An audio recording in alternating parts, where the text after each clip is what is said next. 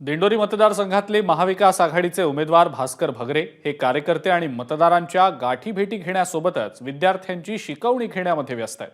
शिक्षक असणारे भास्कर भगरे निवडणुकीच्या धावपळीत आणि व्यस्त कार्यक्रमांमधून उसंत घेत पुन्हा आपलं कर्तव्य बजावतायत। मला मतमोजणीची धाकधूक नाही, विजयाची खात्री आहे असा दावा देखील त्यांनी केला आहे। त्यांच्याशी याच संदर्भात संवाद साधलाय आमचे प्रतिनिधी मुकुल कुलकर्णी यांनी।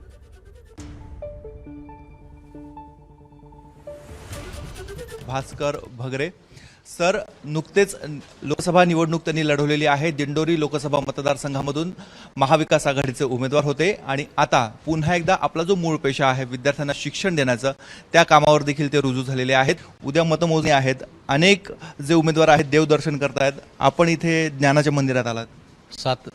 सर्वप्रथम माझं जे ड्युटी आहे शिक्षक म्हणून या कामाकडे मी पहिल्यांदा प्राधान्य दिलेलं आहे।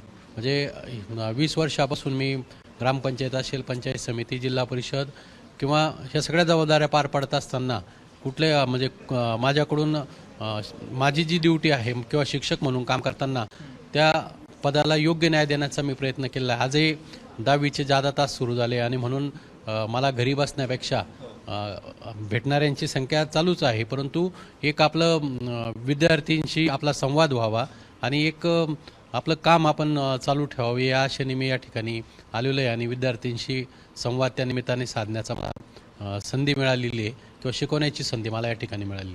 काय मनामध्ये धाकधूक चालू आहे का? विजयाची किती खात्री वाटते?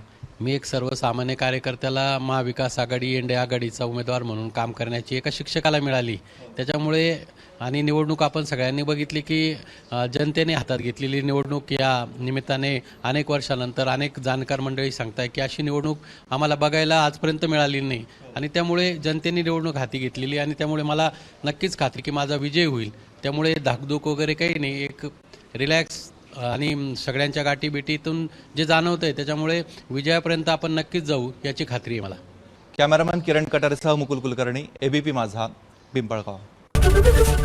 एबीपी माझा, उघडा डोळे बघा नीट।